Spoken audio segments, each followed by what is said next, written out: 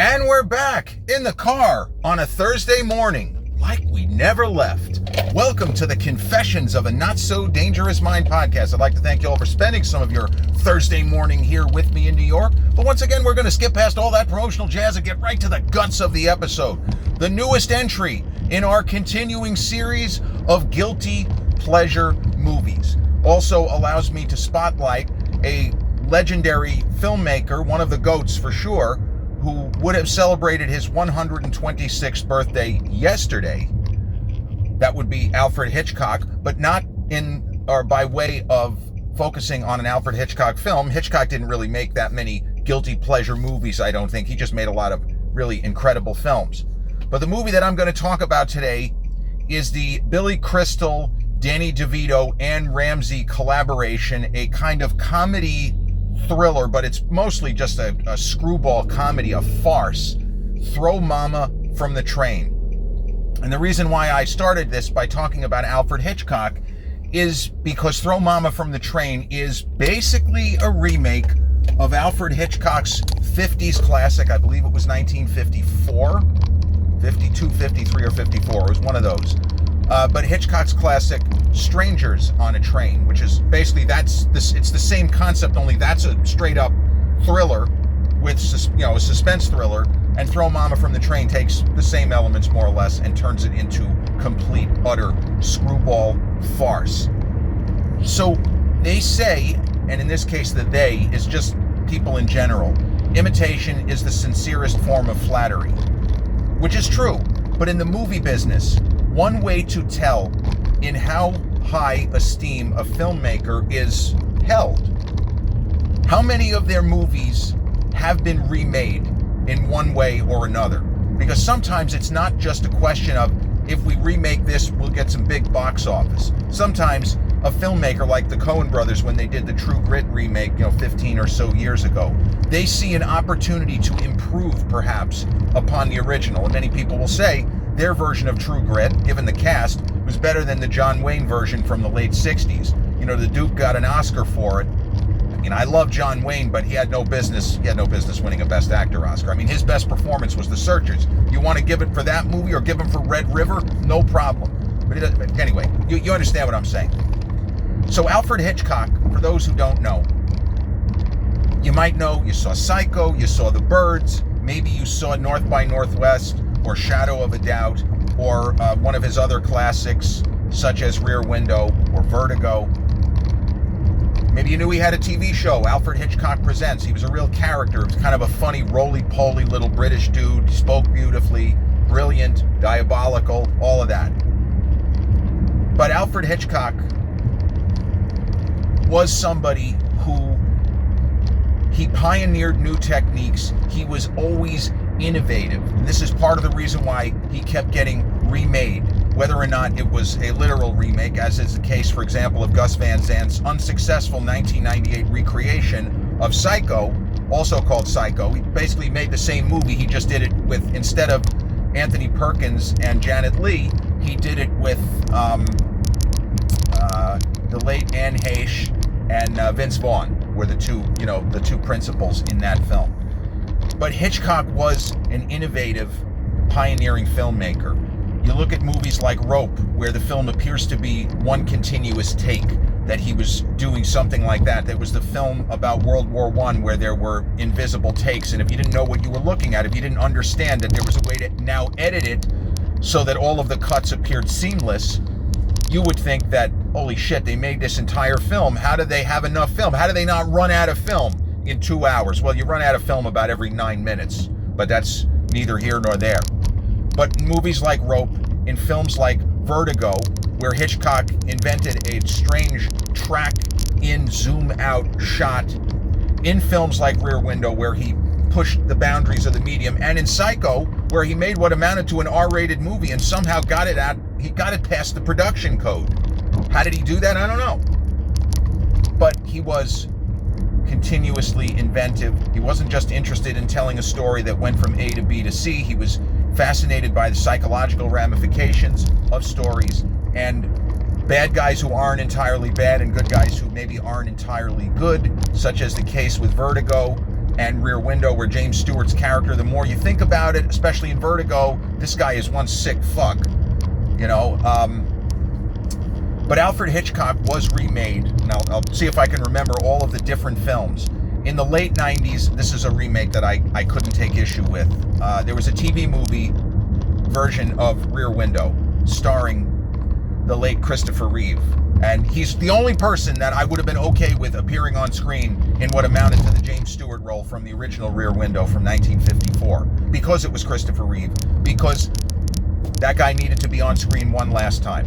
Because it was him. Because he was OG Superman. He was one of my favorite people to ever work in the movie business. But not only there was the Psycho redo. They attempted to do The Birds. That didn't work out. But they did the Psycho redo. And the movie with Jodie Foster, for example, in the mid-2000s, Flight Plan. It's a remake of The Lady Vanishes, if you didn't know. A Hitchcock classic back when he was in his British period, before David O. Selznick and Hollywood came calling and got him to move to the United States. And a lot of people didn't know, Hitchcock made a lot of incredible films before he got to the U.S., before he started working for the Hollywood studio system. So, Flight Plan remake of The Lady Vanishes. A Perfect Murder, right? Viggo Mortensen, Michael Douglas, Gwyneth Paltrow is a remake of what? Dial M for Murder. Did we think that was an accidental title? It's it's almost the same film.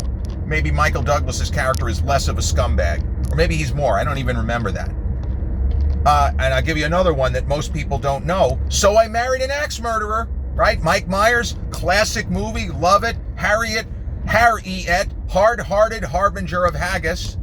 That's a remake of Suspicion. Ladies and gentlemen, boys and girls, children of all ages. So I Married an Axe Murderer was not created in a vacuum. Technically, it was an original story, but it was very clearly, loosely based on, well, more than loosely, it's based on Alfred Hitchcock's Suspicion. So there are all of these films. And then the fact that in the mid-90s, there was an idea they were going to do a remake of To Catch a Thief and cast Harrison Ford in the Cary Grant role.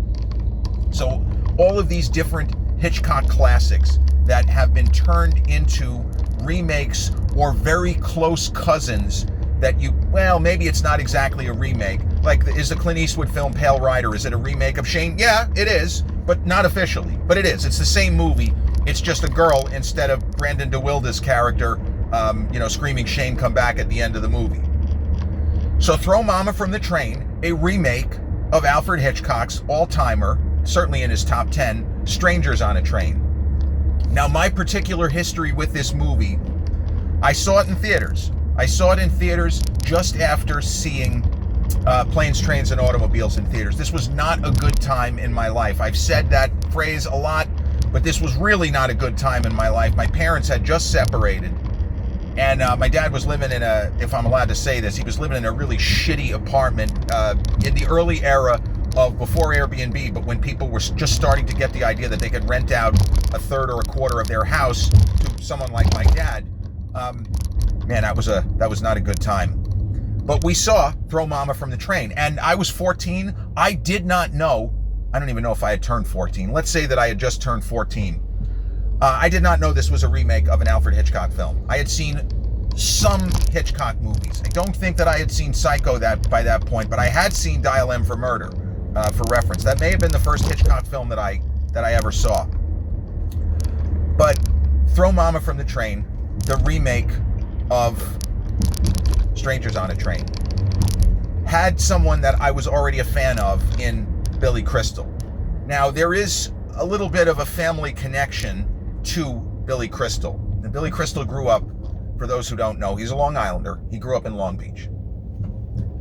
And I already knew that we had a family connection. Billy Crystal, the house in which he grew up, he was next door to my Aunt Seal. Aunt Seal, I was actually not related to Aunt Seal by blood. I was related to her husband, who was my dad's mom's brother. So she was a cousin by marriage, but point is, I was related to her husband. She's my Aunt Seal. And she was next door. Their house was next door to Billy Crystal. And Billy Crystal, and he's told stories like this before, and on his, I think it was called 700 Sundays, his very successful Broadway show from a number of years ago, my aunt is mentioned repeatedly in the show. Seal Weinstein, he brings her up a number of times. And Billy Crystal has actually become friendly with one of my cousins who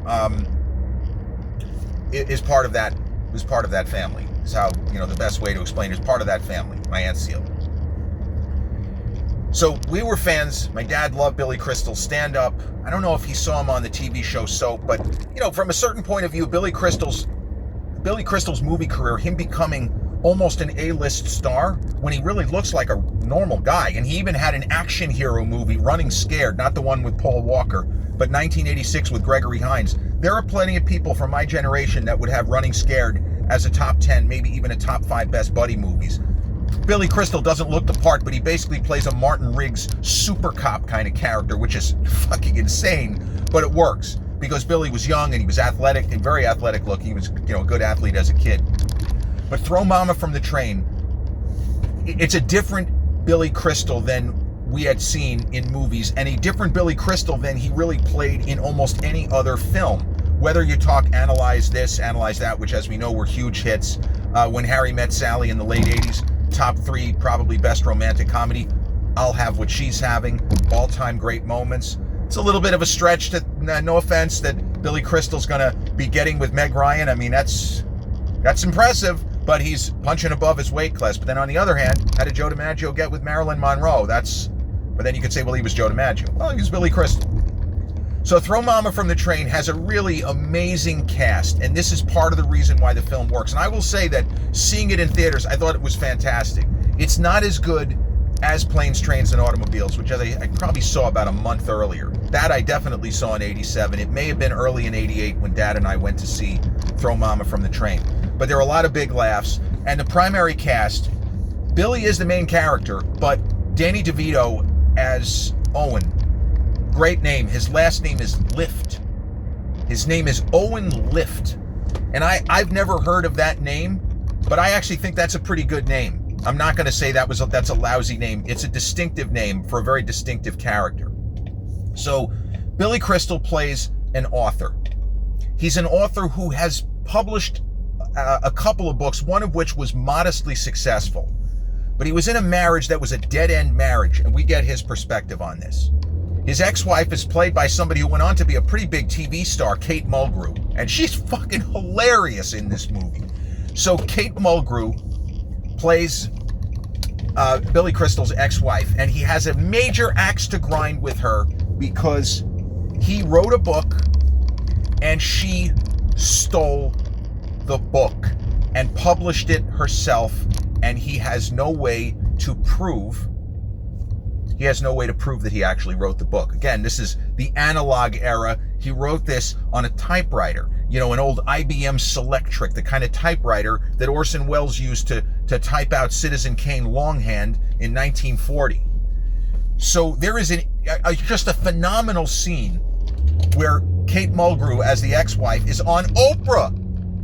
My name is Richie Cunningham. This is my wife, Oprah. He's on with the 1986-87 version of Oprah Winfrey. Obviously Oprah did this for the movie. She's playing herself, but Kate Mulgrew is playing an actual character. And they are ripping on him. They are dragging him. His name is Larry. This was a beast. He was a disgusting man. And what we get is she's making all this up. And then Billy says something that I don't recommend any guy ever say, but in the world of this film, he just keeps calling her, he keeps going, slut, slut. And every time he said it to the audience, I didn't even know what the word meant. The audience is just cracking up. So Billy he's a teacher.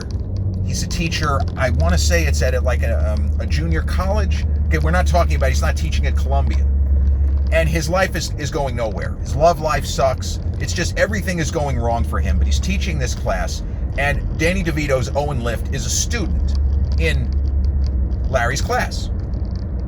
And he learns, because this guy can't stop talking about it, of this terrible scenario where his mean and nasty ex-wife stole his book, and now she's writing a tell-all where she's just going to be character assassinating him.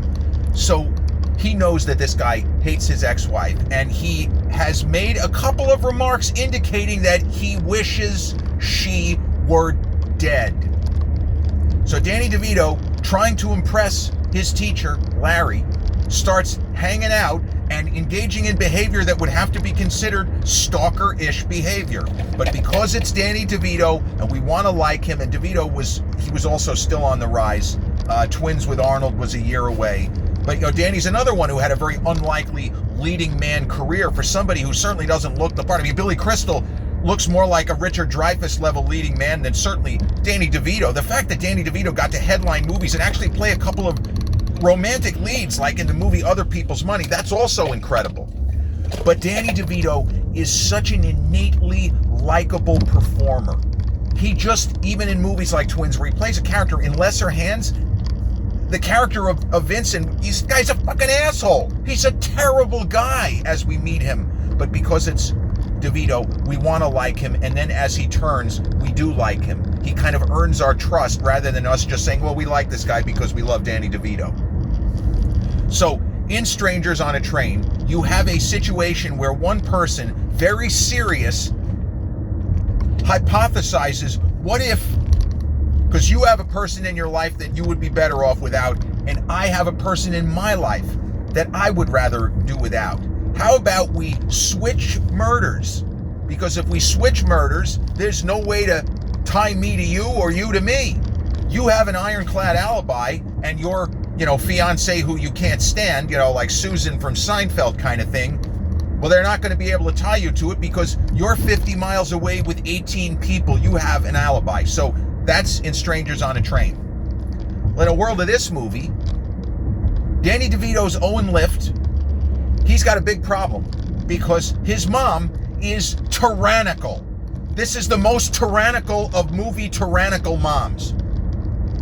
And it's played by the late, great Ann Ramsey, who was nominated for supporting actress for this movie. And I got to be honest, she could have very easily won that award because as great as Ann Ramsey is in the Any Which Way But Loose movies with Clint Eastwood, she's an absolute riot. It was good casting by Clint to get her in those. As great as she is in The Goonies as Mama Fratelli, this woman would take Mama Fratelli and stuff her into a garbage can. You think Mama Fratelli is scary? She is nothing compared to Mama Lift. Mama Lift is terrifying. She is terrifying. And so Owen wants his mom gotten rid of. In the immortal words of Jerry Orbach in Crimes and Misdemeanors, she can be gotten rid of. He wants her to be gotten rid of. So his master plan is, I'm going to bump off this guy's mean ex-wife, and he'll help me very kind of calmly and not brutally figure out a way to eliminate my mom. And therein lies the substance of drama. Danny DeVito, with no experience, he's not a killer, he's not an assassin, he's just this random guy taking a writing class and trying to become a better creative writer than he currently is, hence why he's taking this class. So he seems to bump off Larry's ex-wife. And now the expectation is, hey, I killed your wife, ex-wife, you kill my mama, that's fair. And the movie takes off from there. And it is very silly, and it is very much a guilty pleasure. Billy is a riot as his character. Like, it's a much broader performance. The thing with Billy Crystal is a lot of his best movies, he gives tighter performances where he is not as broad as he is here. But some of the physical comedy and the, if you'll pardon the expression, on-the-nose humor, it really works. And Billy has great chemistry with Danny DeVito. Not surprisingly, because they both started in sitcom type stuff, what would normally be referred to as sketch comedy. And they have really amazing moments where I feel like they're ad-libbing and some of the best stuff in the film. So not surprisingly, because of the fact that this is a remake of Strangers on a Train, the main action and the substance, the big moments of will they or won't they, take place on a train. And the film builds to a surprising climax in the sense that we are not sure if we are in fact in screwball farce territory, or is this actually a black comedy? And by that I mean to say, in a black comedy, you may actually deliberately bump off Ann Ramsey's Momma lift and not give a shit. And the movie will end with the principals being happy. I'm glad we got her out of the way. Maybe that's this movie. Maybe there isn't. Maybe that isn't this movie. But one of the other running themes is because of all of the stress and the fact that his ex-wife stole his book and now she's writing a tell-all which is going to destroy him, from a personality standpoint, and he's never going to really have a public profile again that he could be proud of because this is that scumbag ex-husband of such and such a famous author. But he wants to write a book, and he has the kind of a framework or an outline of an idea of a book, but he has writer's block. But the experiences, the crazy, madcap, darkly humorous experiences that he has with Owen, the fog begins to lift. And there is a running gag in this movie that I have to spoil because it's so good. It's still funny even if you know it. Billy Crystal is trying to get himself unblocked by coming up with a sentence to start his theoretical book that he's working on. And what he wants to do is something that's been done to death. It had been done to death 40 years ago. It was a dark and stormy night. So he wants to say something like it was a dark and stormy night, but he doesn't want to say it was a dark and stormy night. So he starts going with the night was hot and wet. The night was hot and wet. The night was humid. And he keeps coming back to the night was humid. But the night was humid just doesn't work. But he decides maybe it should be the night was humid. And every time you see him just starting to lose his shit, it just keeps getting funnier. And often in movies, if they keep repeating the same joke, it stops being funny, but I feel like they get this particular angle exactly right. And when he fixates on the night was humid, it's when it's earlier in the film, when he reads something that was written by Owen Lift. He starts the story with the night was humid. And just to hear Billy Crystal say the night was humid. So, without spoiling it, there are a lot of great scenes with Danny DeVito and Ann Ramsey, with Billy Crystal and Ann Ramsey to a lesser extent, and with the two principals. And the love interest in the movie is played by an actress who was very visible in this era that, if you're under 40, you've never heard of her, most likely. Kim Greist. Kim Greist, probably her most famous role other than this, she plays the wife of Will Graham in the original version of the Red Dragon remake, Manhunter, the Michael Mann film. Michael Mann back in the news. Is Leonardo DiCaprio going to star in the prequel sequel to Heat? We don't know. But she plays Will Graham. That was the William Peterson character in that film, played by Ed Norton in the 2002 reboot, which was just called Red Dragon, the reboot of Thomas Harris's, the film adaptation of Red Dragon. But Kim Greist plays the love interest in this film. And, I really like her performance, and she and Billy Crystal have, in my opinion, terrific chemistry. And Billy isn't really a guy that you necessarily want to see a sex scene with, no offense, even when he was younger. But they don't really have any sex scenes. But the intimacy moments, the romance between them, it feels real. They legitimately had good chemistry, and it wouldn't surprise me if they dated in real life, because they look good together. And I feel like she brought out the best in him in some of their scenes, where he actually is playing romance straight. He's not making jokes. This is not a romantic comedy subplot. This is just a romantic subplot. So there is a moment, without spoiling it, but there's a moment towards the end of the movie where both guys have books. And Billy's character of Larry, after these crazy experiences that he has with Owen and Owen's mom, he starts to write a book. And given his past history and the idea of somebody stealing or cribbing from him or even plagiarizing him, his new friend Owen calls him. I guess they haven't spoken in a month, maybe a couple of months. He says, well, how's it going? And they go back and forth on the phone. And Danny DeVito says, I wrote a book. And we know that Billy is writing a book about his experiences with Owen and Owen's mama. So what's the name of your book, Owen? The name of his book is Owen and Momma and Owen's Friend Larry. And once again, when Billy realizes that his new friend, who may be now his mortal enemy, has written a book called Owen and Momma and Owen's Friend Larry, that sounds exactly like what he has been working on. He starts flipping the fuck out again. He flips out again, and until he realizes that he has written, it's a children's book. It's a pop-up book. Looks really good. And it has nothing to do with the magnum opus that he has been and continues to work on. So Throw Momma from the Train, released in 1987, starring Billy Crystal, Danny DeVito, and Ann Ramsey. Every bit a guilty pleasure movie, even though it is certified fresh on Rotten Tomatoes, and it's streaming free on Amazon Prime for at least the next couple of weeks, and it's also free on Roku and Hoopla. But a super entertaining film with a lot of big laughs. The newest entry in our continuing series of guilty pleasure movies.